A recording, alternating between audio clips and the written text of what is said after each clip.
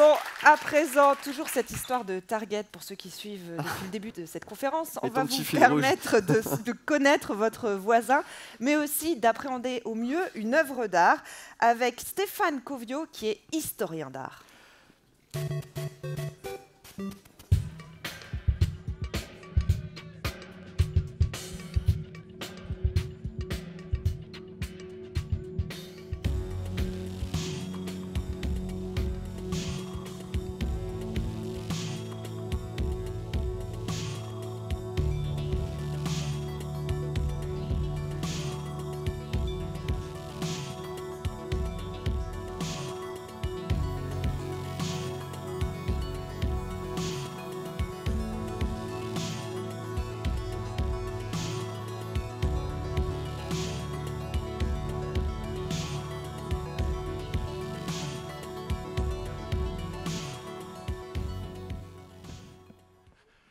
Bonjour à tous, Stéphane Covio, historien d'art. J'ai une expérience à vous proposer, une expérience inspirante puisque c'est le mot de la journée. Et même si ça n'était pas aujourd'hui, ça serait quand même une expérience inspirante.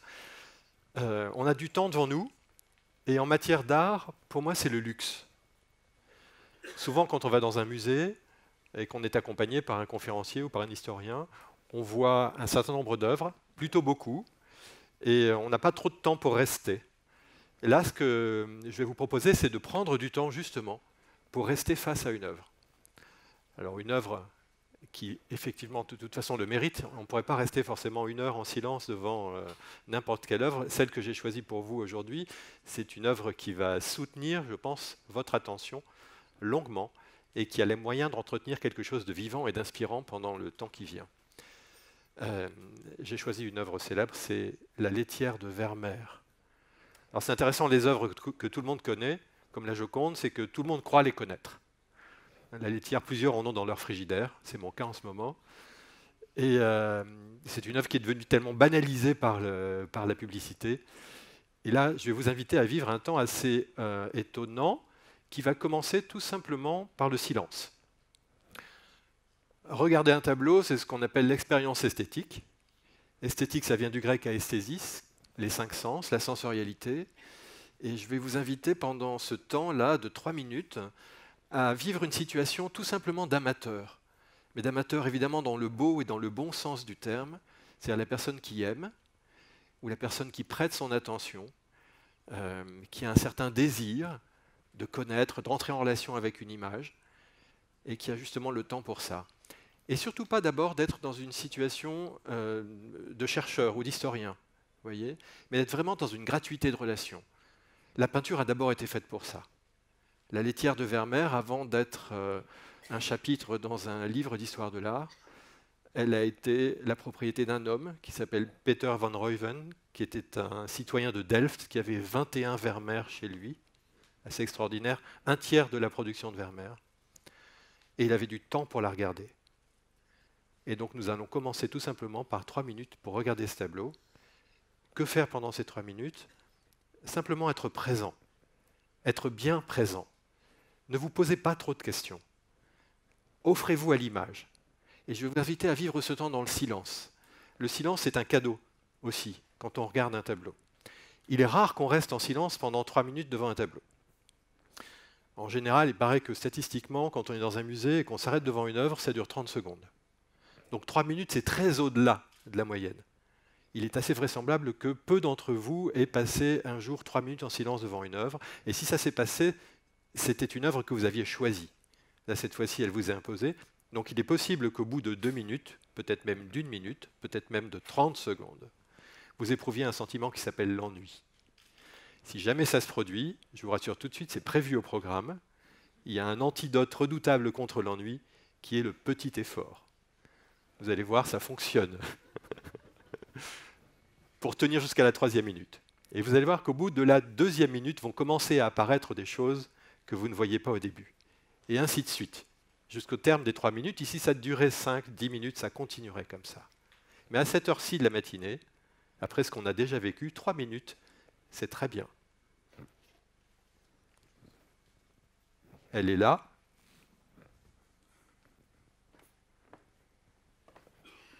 Comme dirait Philippe Zilberstein, le contexte est créé. Maintenant, il faut faire avec les parties prenantes. C'est parti.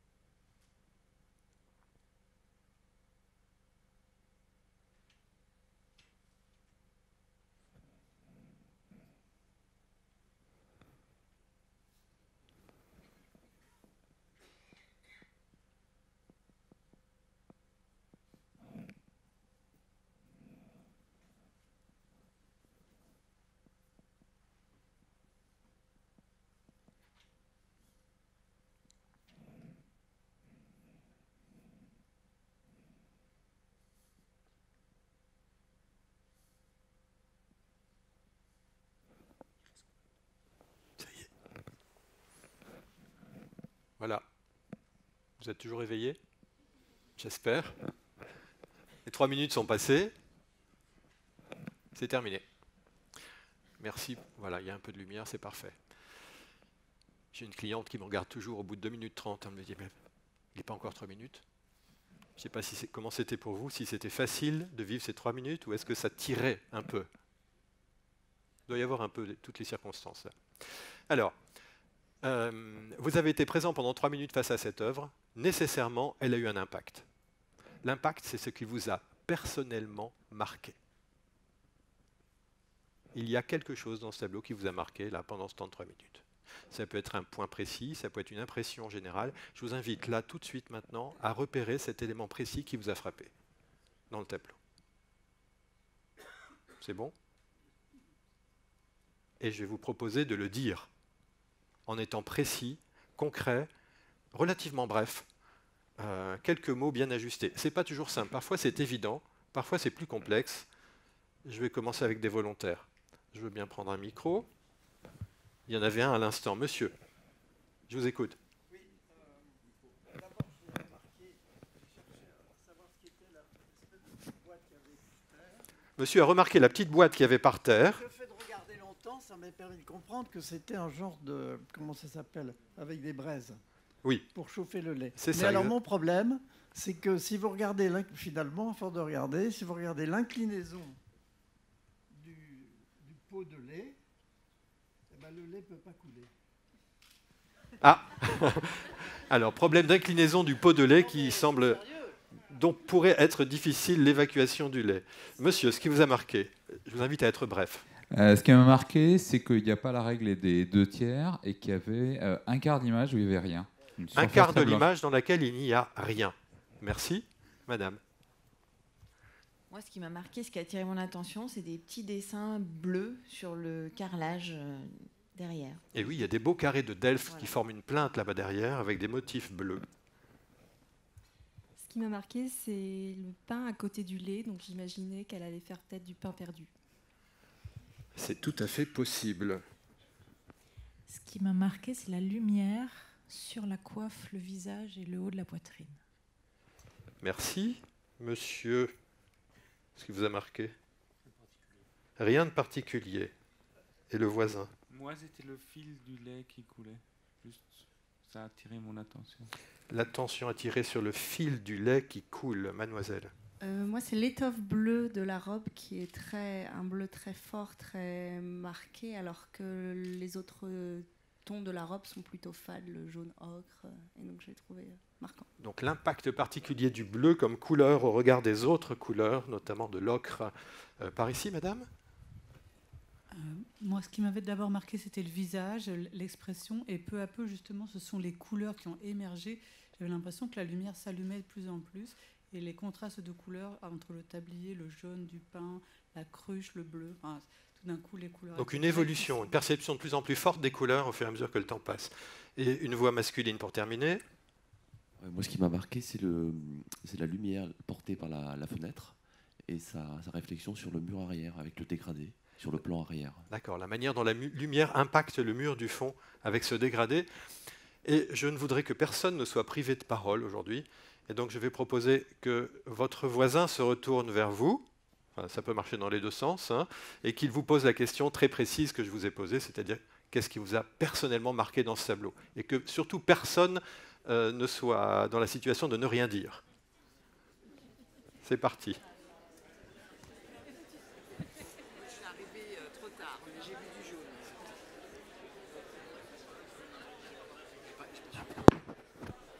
Qu'est-ce qui m'a marqué moi? Moi c'est comme le jeu, c'est le filet.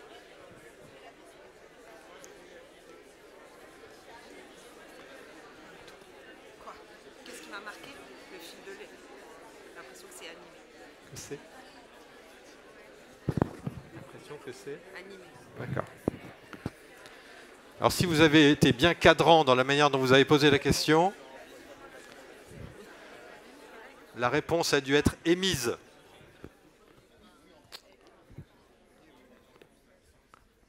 Alors, il faudrait qu'on éteigne à nouveau. Pareil. Encore, je pense qu'il y a trop de lumière là. Ça change tout. Voilà.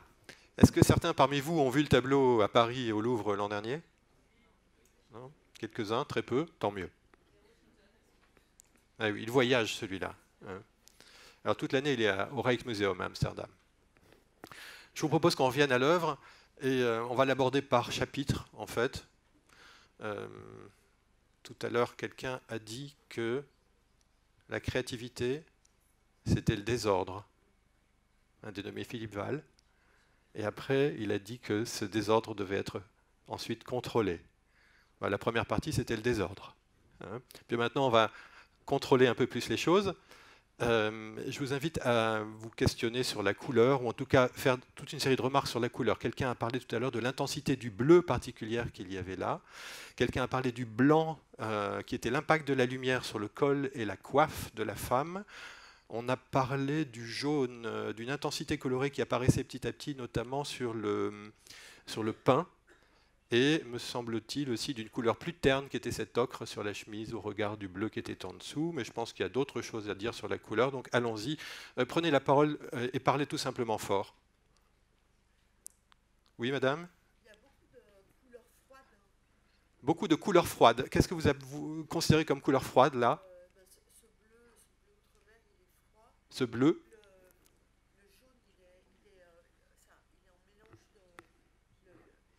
Le jaune en mélange de...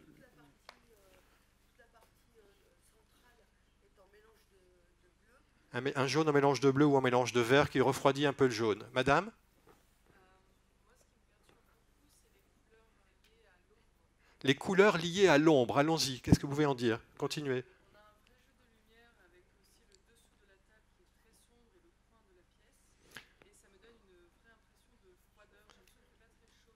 L'impression qu'il ne fait pas très chaud dans cette pièce et vous liez ça à la perception des ombres, la manière dont ça s'obscurcit très vite dans le pan en dessous de la table. Monsieur? Le brun du sol. Le brun du sol, oui, il y a cette couleur-là particulière, hein, qui est plutôt une couleur chaude, là, pour le coup. D'autres choses? Madame?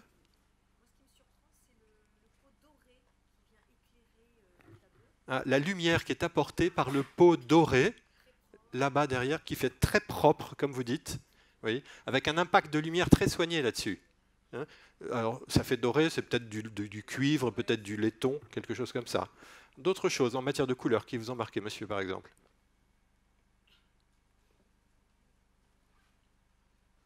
Il n'y a aucune obligation. Oui, par là?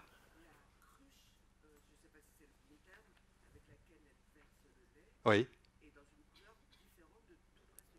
Alors, le pot ou la cruche, le récipient qui porte le lait et qu'elle est en train de verser, a un ocre qui ressemble au sol. Oui. On devine le matériau. C'est une terre cuite. Hein, et d'ailleurs, elle le verse dans un pot qui a, en tout cas dans sa partie interne, une couleur assez proche de ça, qui est une terre, qui est peut-être un grès, quelque chose comme ça. Alors, il y a quelques couleurs simples et tranchées dans le tableau. Hein. Couleur dominante pour vous? Bleu. Ensuite, jaune et rouge. Alors le rouge, je ne sais pas s'il est très visible là aujourd'hui parce que la lumière est assez faible sur l'image en ce moment. Il y a un rouge plus marquant normalement en bas. Quelques couleurs simples tranchées comme ça. Et puis j'ai envie d'évoquer le blanc ou l'impact, tout ce qui est clair dans le tableau comme ça. Et puis il y a les effets de lumière, les effets d'ombre et de lumière. Vous avez remarqué à quel point ils étaient soignés. Est-ce que vous pouvez me situer quelques effets de lumière qui vous marquent personnellement particulièrement? Oui? Madame? La blancheur des bras. Oui, c'est remarquable ça. Vous avez vu ces bras? On peut d'ailleurs se demander si elle n'a pas tout simplement les bras blancs parce qu'elle a retroussé ses manches. Et on voit qu'il y a une différence de teinte entre les mains et le bras lui-même, qui est beaucoup plus pâle. Donc il y a un impact de lumière très précis sur les bras. D'autres choses? Un autre? Oui? Une seule source lumineuse qui est clairement située dans le tableau. Hein? Alors il faut certainement... Oui, on voit bien cette fenêtre, avec une orientation bien claire, une belle oblique. D'autres choses? Oui, monsieur?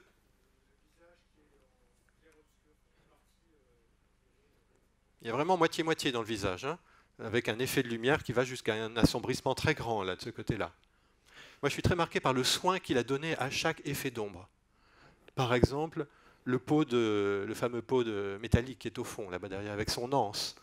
Tout simplement l'ombre de la chaufferette au sol, l'ombre du panier de pain sur l'étoffe bleue. Hein. On dit de Vermeer qu'il est un peintre de la lumière, c'est évident, quand on voit ce travail quasiment photographique pour nous. Hein. Et puis, j'ai envie de dire aussi, tous les différents impacts, la variété des impacts sur les différents matériaux. On a vu tout à l'heure le laiton, avec cette brillance. Est-ce que vous voyez le pot bleu? Qu'est-ce que vous dire de l'impact de la lumière sur le pot bleu? Il fait ressortir le blanc. Oui. Comment vous sentez ce pot bleu? Comment vous définiriez la surface de ce pot? Oui. Lisse. Il est émaillé. Et on voit la brillance de cet émail. Alors c'est intéressant parce que quand la lumière vient impacter une surface, soit elle est reflétée par cette surface, elle est renvoyée, soit elle est absorbée.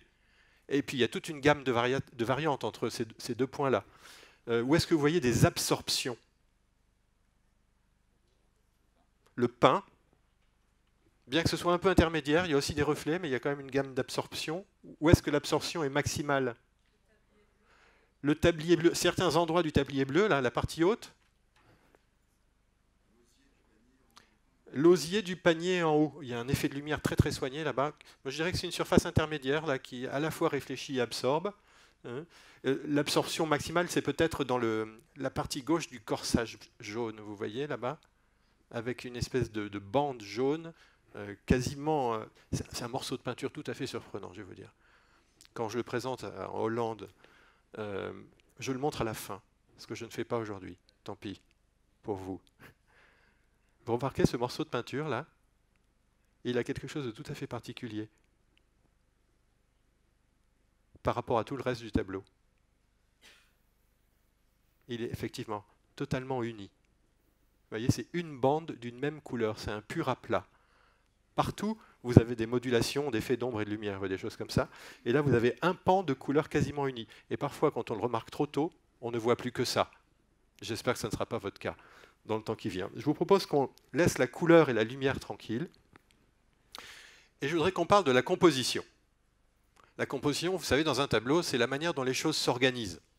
S'il y a des lignes dominantes, un centre, la gauche, la droite, le haut, le bas.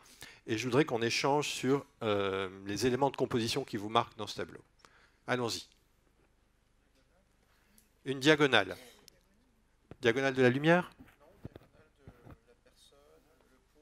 Ah, la diagonale de la personne qui part d'en haut de sa tête et qui va jusqu'en bas du tableau à gauche, de sa tête au pain. C'est ça? Une grande diagonale comme ça. Autre ligne qui vous marque dans ce tableau, madame? L'autre, c'est-à-dire? L'autre diagonale avec la panière en haut et la chaufferette en bas. Oui, tout le monde voit cette autre diagonale. C'est intéressant, le tableau est construit avec deux diagonales comme ça qui se croisent. Plus ou moins où? Sur la personne, à quel endroit? Oui, c'est plutôt vers la poitrine, entre le bras qui est à gauche et la poitrine, vous voyez, hein, voir un petit peu. Oui, monsieur? Ah, voilà un œil scientifique. La forme de la table n'est pas bien claire. Je suis assez d'accord. Elle a quelle forme, cette table? Et oui, il semblerait que le bord qu'on ne voit pas, qui est là-bas derrière, soit plus large que la section qui est de notre côté. Alors, elle a fait se poser beaucoup de questions, surtout à des historiens hollandais, parce qu'évidemment, ils sont plus intéressés par les détails de ce tableau. Il y a des tables octogonales à rabat, et il semblerait que ce soit une table octogonale avec un rabat baissé. D'où le fait qu'elle ne soit pas rectangulaire. Ouais. D'autres choses qui vous marquent en matière de composition, la manière dont ça s'organise là-dedans. Oui, madame? Beaucoup de triangles. Alors, allons-y. Quel triangle?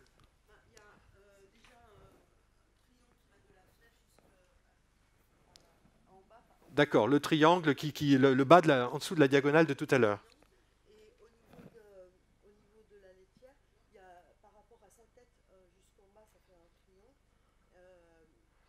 Ah oui, le triangle rectangle de la tête avec les bras. Vous voyez, quelque chose comme ça. Oui, c'est vrai qu'il y a de la géométrie dans ce tableau.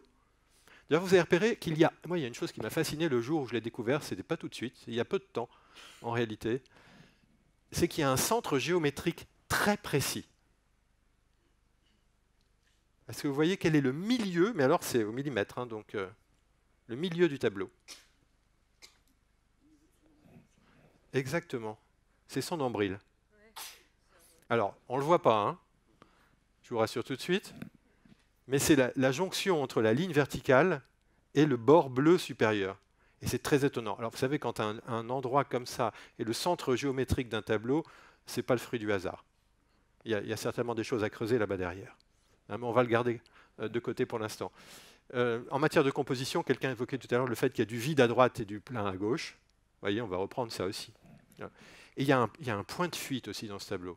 C'est-à-dire que la perspective est calculée, construite avec une très très grande précision. Alors je sais que le point de fuite, ce n'est pas une chose facile. Mais vous savez, c'est ce que vous devez faire quand vous devez peindre une perspective réaliste. Si vous devez bien rendre un effet de perspective, il faut prendre les lignes de fuite.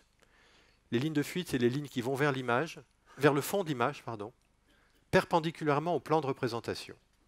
Il faut un minimum de notions de géométrie dans l'espace. Je sais que ce n'est pas une évidence. Vous voyez où est le point de fuite?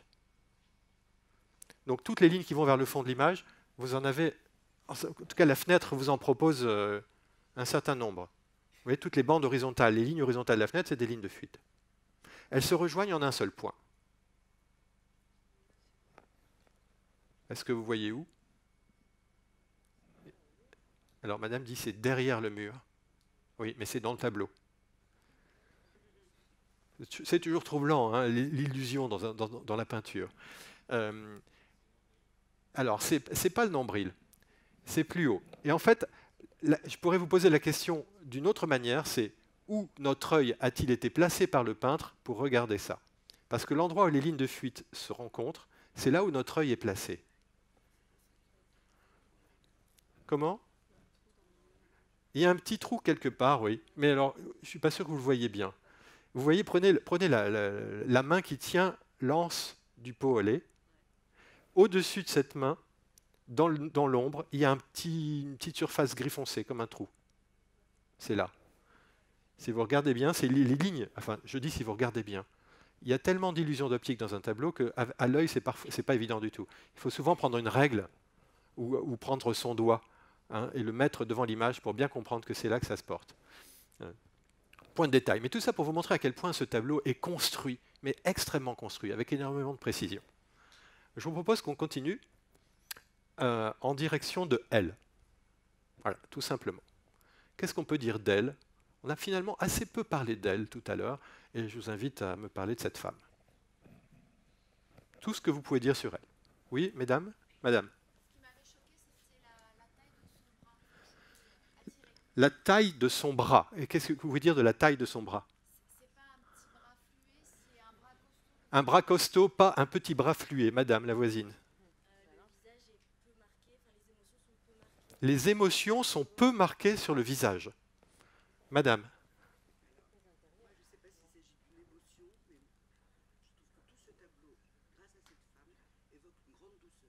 De la douceur qui se dégage de cette femme. Est-ce qu'il y a d'autres personnes qui sont d'accord avec le mot douceur?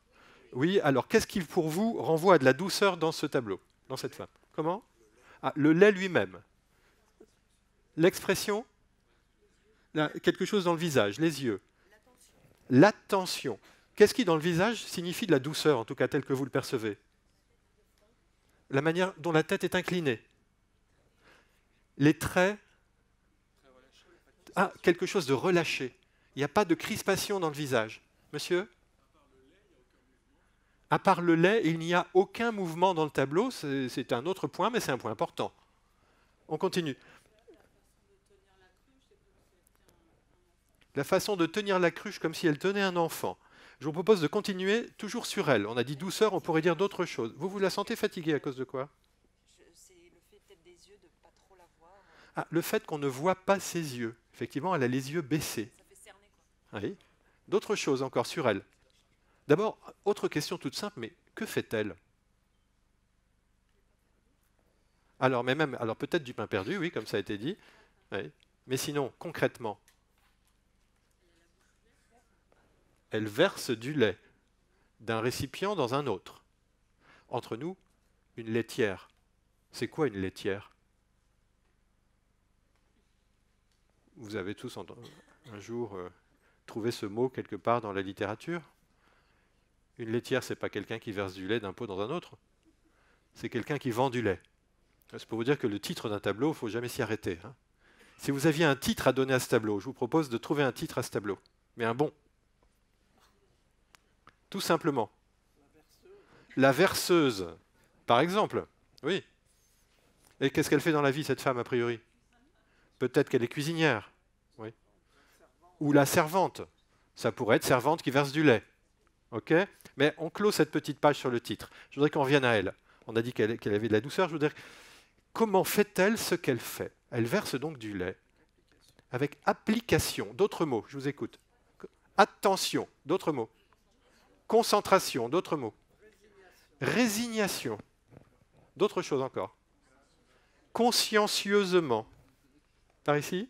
Résignation, j'étais d'accord. Ouais. D'autres choses. Doucement. Ah, c'est pas mal ça, doucement. Ah, il y a du plaisir. Elle prend son temps. Professionnalisme. Vous ne trouvez pas? Ah, par habitude. Oui.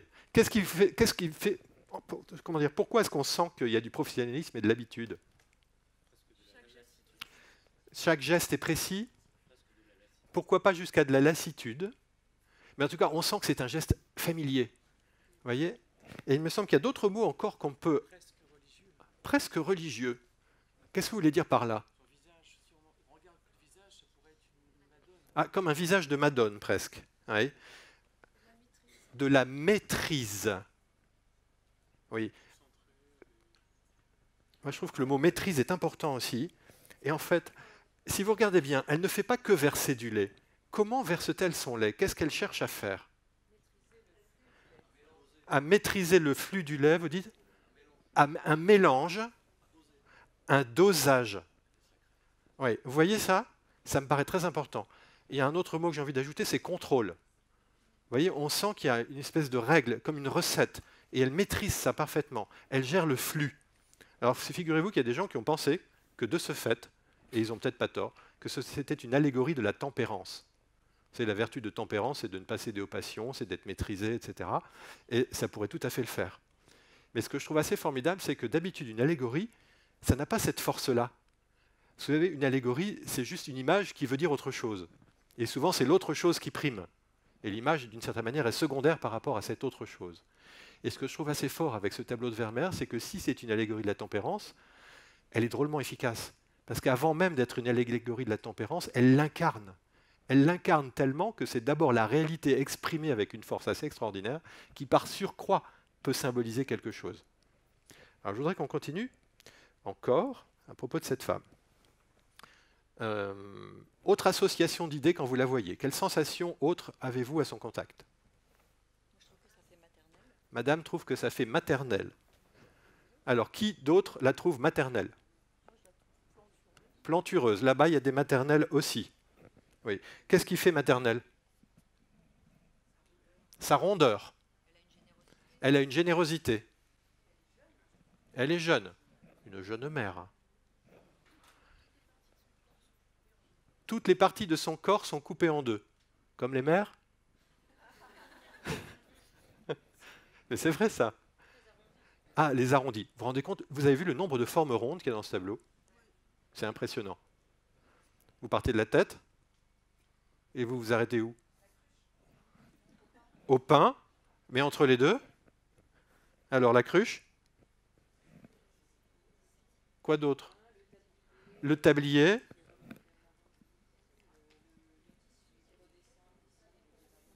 Oui. Mais toutes ces formes à elle est ronde. Et toutes les formes sont rondes. Il y a une succession de formes rondes, c'est étonnant. Et ça rend. C'est vrai qu'on pense à la générosité, à la maternité. Alors je reviens au nombril. Hein. C'est vrai que c'est quand même étonnant. Il y a une notion de maternité là-dedans. Hein. Et moi j'ai envie de parler aussi d'abondance. Vous voyez, parce qu'avec toute la générosité des formes qui sont sur la table, ce pain, on voit qu'il y en a du pain, ça ne manque pas de pain. Alors je voudrais vous proposer, là, d'aller voir sa cousine. Alors, c'est pas ça, sa cousine. C'est pas ça non plus. Ça, c'est la chaufferette pour que vous voyez bien ce que c'est, cette petite boîte avec un brasero à l'intérieur et les beaux carrés de Delft qui sont là-bas derrière. Mais, pardon, je pensais que sa cousine était beaucoup plus près, mais non. Alors, celle-là, pour les Français, elle est beaucoup plus pratique parce qu'elle est au Louvre toute l'année.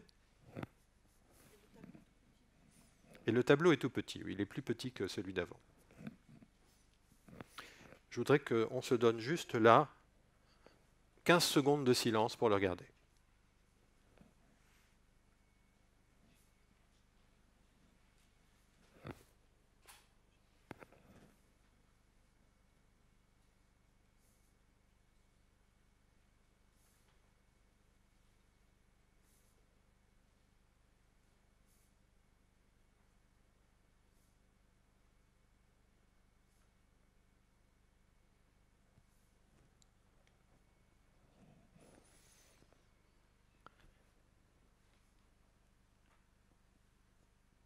Et je vais à nouveau solliciter les parties prenantes et vous inviter à en faire autant.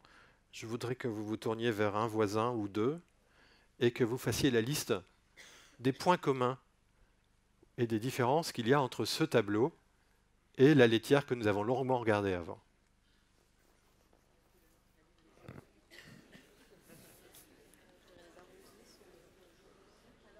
Et soyez exhaustifs.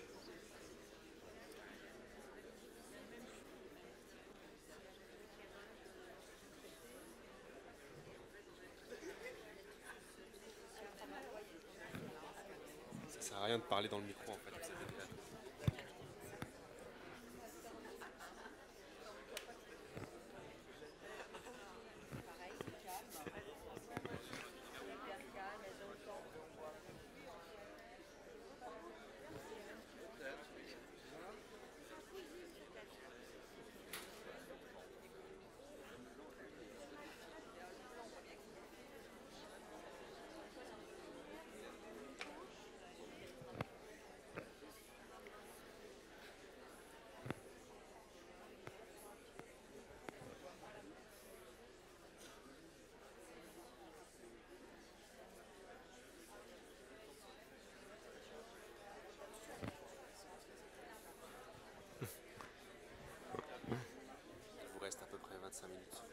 Oula, tant que ça.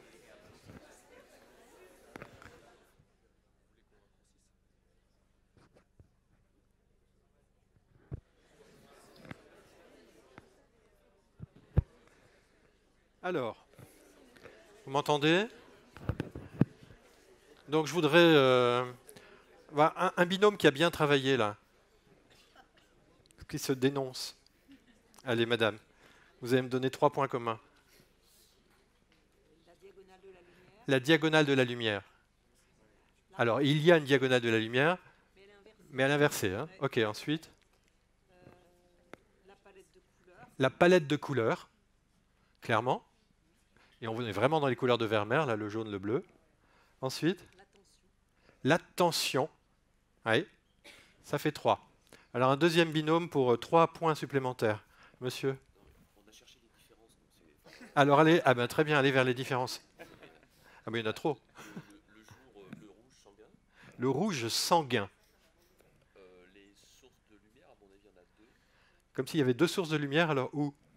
Derrière elle, puis l'éclairage du son. Ah, oui, comme s'il y avait une autre lumière qui éclairait le mur du fond, hein, et une autre lumière qui l'éclairait elle. C'est vrai qu'il y a quelque chose d'artificiel dans la manière dont la lumière est déposée là. Oui. L'autre différence, c'est que là, le bleu qui éloigne est devant, alors que dans l'autre, c'était le rouge qui était devant, le rouge qui rapproche. Le bleu, la présence du bleu devant là. Ouais. Moi, pourtant, il y avait du bleu tout à l'heure devant. Oui, mais le rouge avec le sol et le bas de la robe, la verticalité de la robe était devant. Donc l'organisation des couleurs n'est pas tout à fait la même de ce côté-là. Autre point commun et différence. Par ici, madame. Le visage. La rondeur du visage. Ah, vous imaginez que l'autre, sous sa coiffe, aurait eu une coiffure comme celle-là? Peut-être. Mais vous avez peut-être remarqué que ce n'est pas le même milieu social. Et donc, pour le coup, je ne suis pas absolument certain. Hein? Là, il y a un raffinement particulier. Hein? Alors, la laitière qu'on a vue, c'est le seul tableau de Vermeer dans lequel il y a quelqu'un d'un milieu modeste. Normalement, il présente plutôt la bourgeoisie contemporaine, hein, qui est son milieu à peu près. Par ici. On voit que les étoffes sont plus brillantes, plus soyeuses, il y a de la dentelle. Il y a de la dentelle, des étoffes d'un plus grand prix. Oui. Au niveau des similitudes, le travail est encore soigné et attentif. La manière qu'elle a de travailler. Soigné et attentif. La notion de calme. Alors quelqu'un tout à l'heure parlait d'immobilité à propos de ce tableau et de mouvement en lien avec le petit filet de lait qui coule. Vermeer a essentiellement peint, vous savez, les statistiques sont assez faciles à faire avec Vermeer. Il a dû peindre 60 et quelques tableaux, il en reste aujourd'hui 35. Sur les 35, il y en a une très grande majorité dans lesquels il y a un seul personnage dans une pièce, en train de faire quelque chose. Et il fait ce quelque chose dans l'immobilité, dans le silence, dans un degré d'attention très grand, dans une assez grande proximité à son acte, totalement absorbé dans ce qu'il fait. Vous avez remarqué qu'on ne voyait pas ses yeux ici, et on ne voyait pas les yeux non plus de la dentelière tout à l'heure. Pourquoi est-ce qu'il fait ça, Vermeer? C'est son sujet. Ben, je pense que tout simplement, c'est parce qu'il est comme ça. Alors, je vais vous proposer de vous imaginer Vermeer vous-même. Vous êtes Vermeer. C'est vous, là. C'est un petit exercice, une espèce de jeu de rôle. Vous êtes Vermeer, vous avez le pinceau en main. Et vous êtes en train de peindre. C'est vous. Et vous peignez ce tableau. Vous êtes comment? Concentré. Ouais. Vous êtes comment encore? Observateur. Appliqué. Exigeant. Précis. Stressé. Stressé pour réussir. Concentré. Méditatif. Ouais, on sent bien que de toute façon, ce n'est pas une peinture, vous voyez, ce n'est pas du Monet, ce n'est pas du tout le même genre de choses. Le coup de pinceau de Vermeer, vous l'imaginez? C'est très précis. Le geste, vous dites, le geste est lent. Le geste est comment encore? réfléchi. Vous voyez tout ça?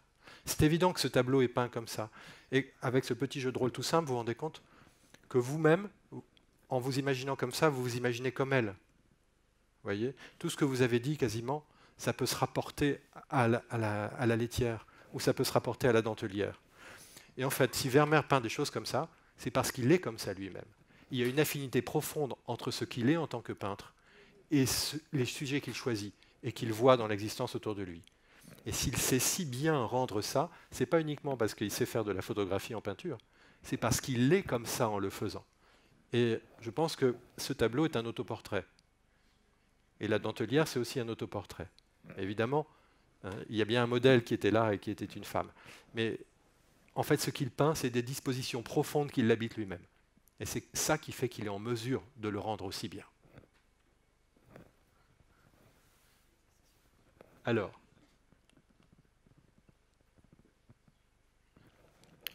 là où nous en sommes, on a vécu ce que moi j'appelle un atelier du regard, qui est parti de l'observation et puis qui s'est accru par la pensée, par la réflexion, un peu guidée.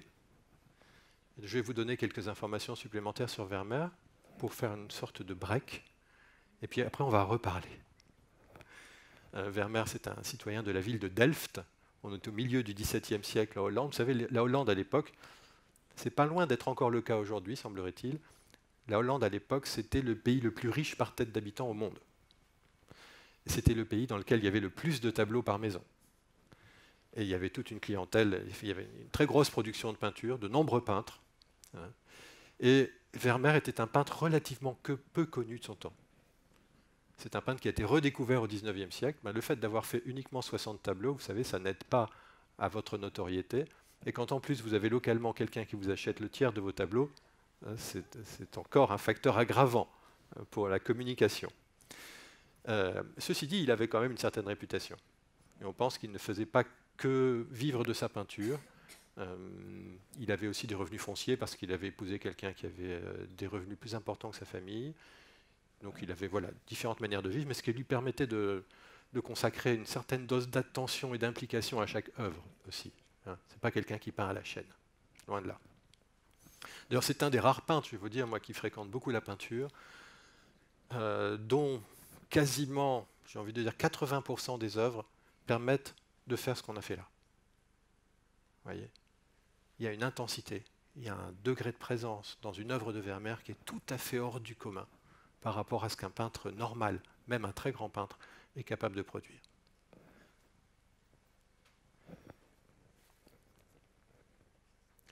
Alors maintenant, je voudrais qu'on passe à une nouvelle étape.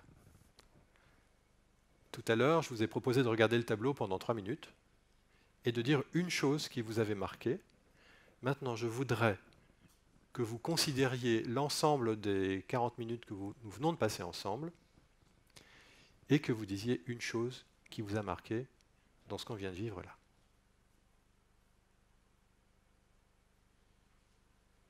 Vous avez le droit de réfléchir. Et je vous invite même à nouveau à en parler à votre voisin ou à votre voisine.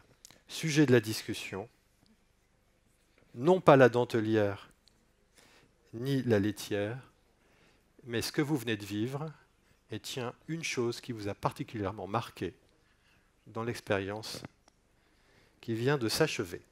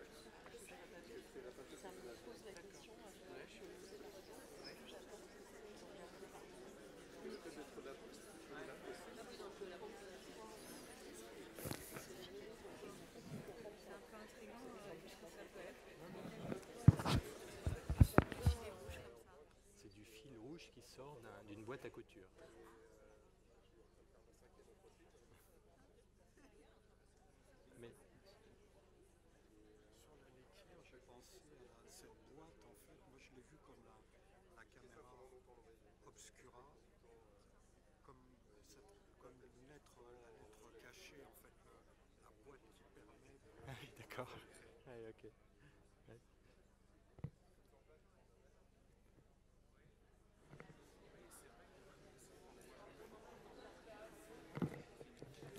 Alors, formidable. Je voudrais quelques rapporteurs, s'il vous plaît, des sous-commissions. Donc, 3 points. On y va. Une commission qui a bien travaillé, là. La vôtre? Allez.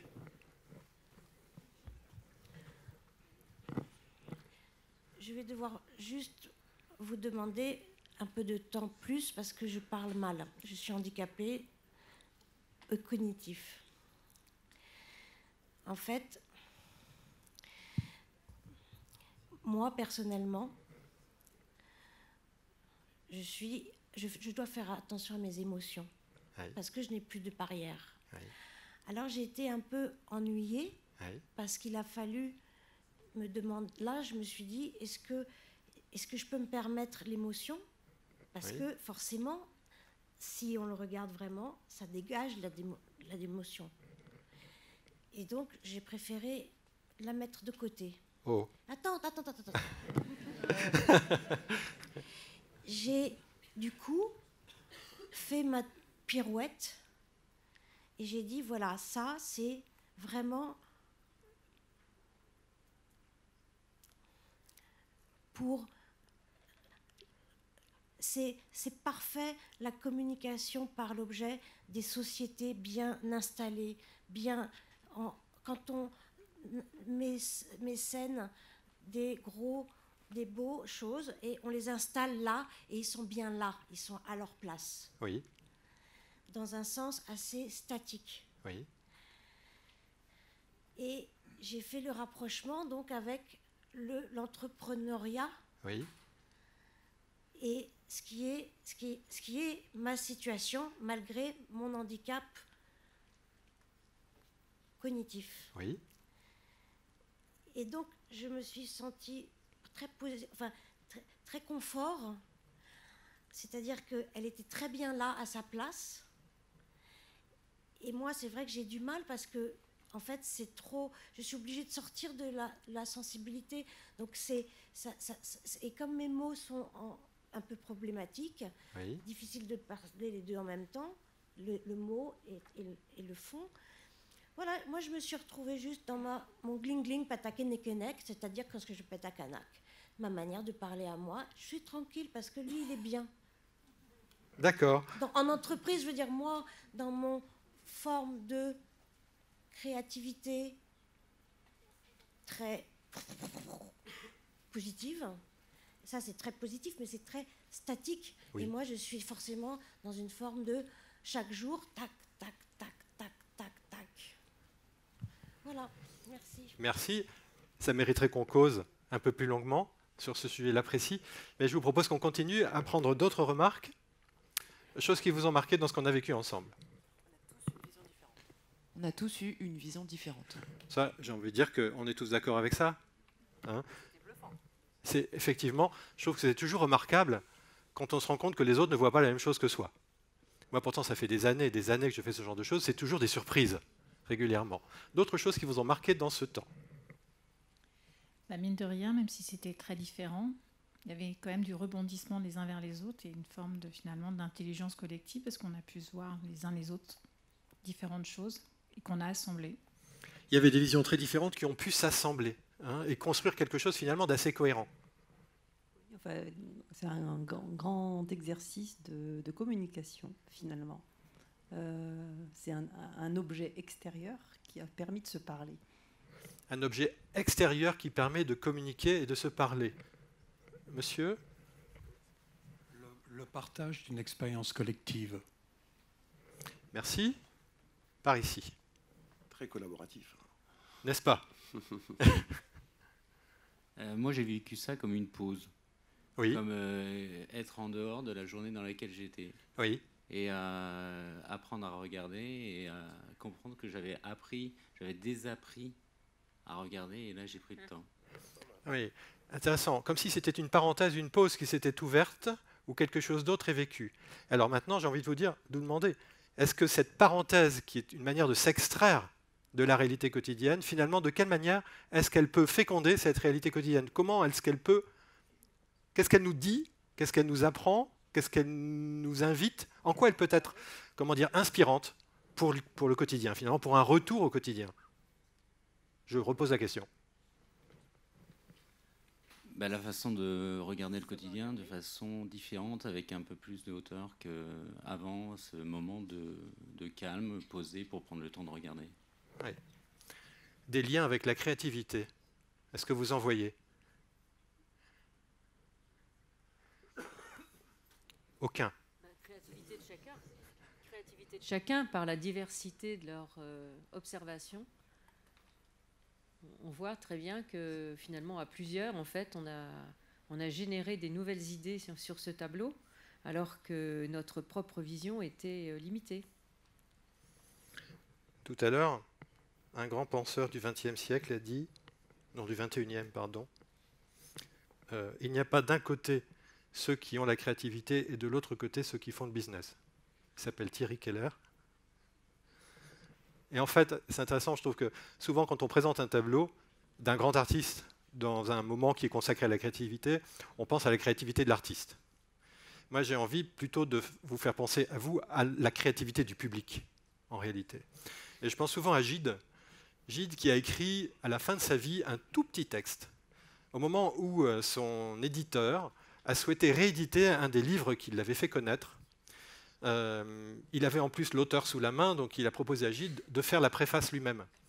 Et Gide n'avait pas envie de faire la préface. Puis finalement, il a produit 8 lignes dans lesquelles il dit tout simplement « Je n'ai pas envie d'expliquer aux auteurs mon livre ». Parce que ce que j'y ai mis en le sachant, je le sais déjà. Mais il explique dans ce petit texte qu'il attend du public la révélation de ses œuvres. J'attends du public la révélation de mes œuvres. Et je pense que le public est rarement au courant de l'ambition, en réalité, qu'il pourrait avoir dans sa relation avec des œuvres, qu'elles soient peintes, qu'elles soient musicales, qu'elles soient littéraires. Et le public a une créativité propre, je dirais même plus que de la créativité, une puissance de création. Quand on est récepteur d'une œuvre, en fait, entrer dans l'intelligence de l'œuvre, vivre la relation à l'œuvre, c'est devenir créateur soi-même. D'autres auteurs, je crois que c'est Proust, je pense que Claudel a parlé aussi de ça, de la co-création. C'est-à-dire la manière dont le public crée l'œuvre, en réalité.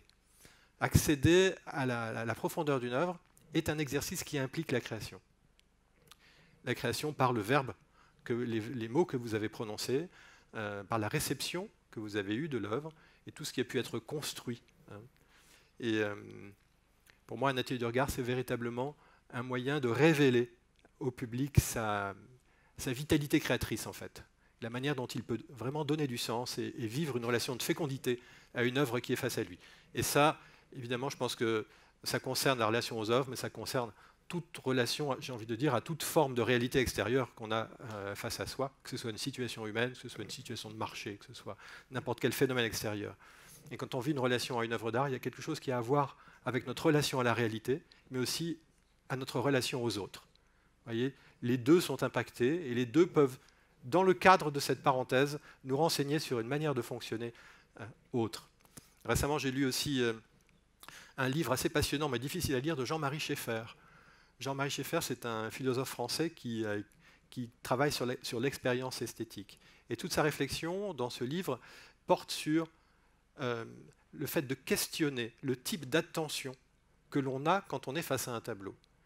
Il se dit, mais tiens, qu'est-ce qu'il y a de spécifique quand je regarde un tableau et que je ne vis pas dans tout autre contexte de l'existence. Et effectivement, on a une démarche d'attention qui est très différente dans un contexte comme celui-là. Et je ne vais pas vous donner toutes les différences, mais pour moi, il y en a une qui est assez essentielle. C'est qu'au départ, la gratuité de la relation à l'objet regardé permet de recevoir de très nombreux stimuli, et comme disait Philippe Val tout à l'heure, non contrôlés. Et que la perception de stimuli désordonnés et un retard mis par nous, à les schématiser, à les mettre en ordre, déploie un écran beaucoup plus large de perception de la réalité.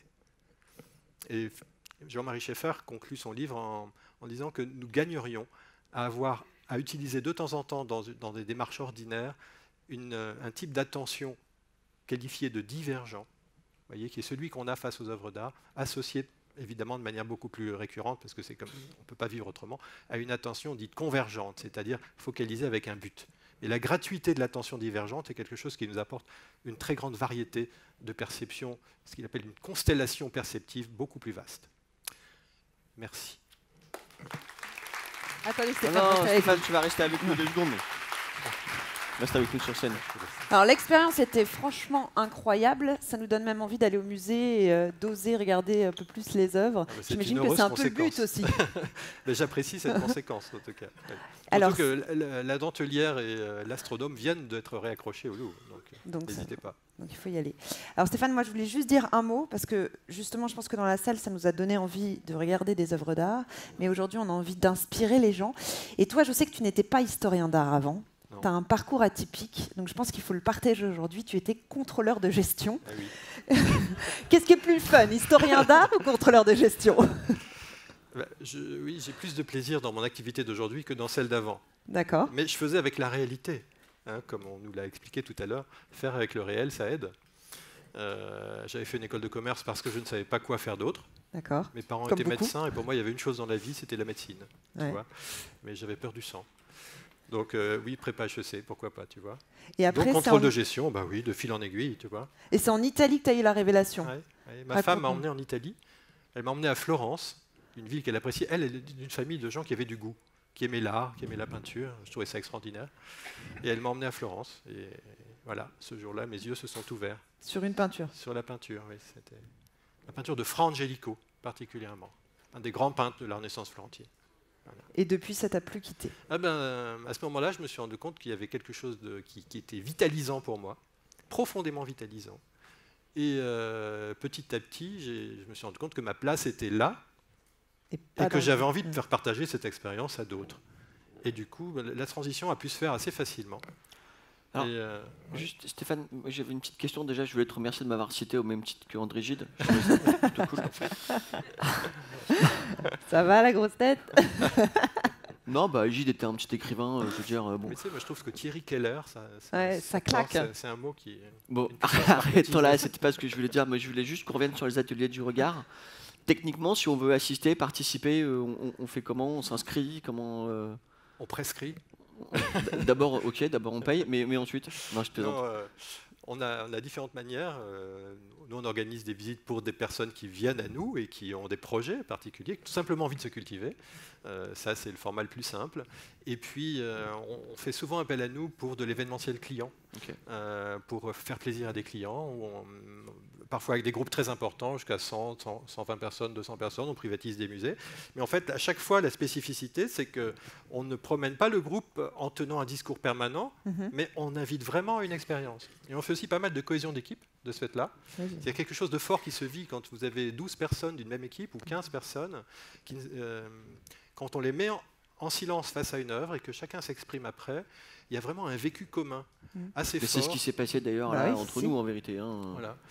Et puis il y a une forme de descente, c'est-à-dire qu'il y a une intériorisation, on n'est plus à la surface de soi, on est dans des relations de plus grande authenticité, et il y a vraiment quelque chose qui se crée de vraiment intéressant au niveau du groupe. Alors si vous avez aimé l'expérience, demain Stéphane, tu reviens, quelle sera l'œuvre? C'est vrai, c'est David Hockney, un très beau tableau de David Hockney. Rien à voir, on saute dans le temps là. En apparence, rien à voir. Au premier coup d'œil. Suspense. Bon, merci Stéphane. Merci beaucoup. Merci à toi Stéphane.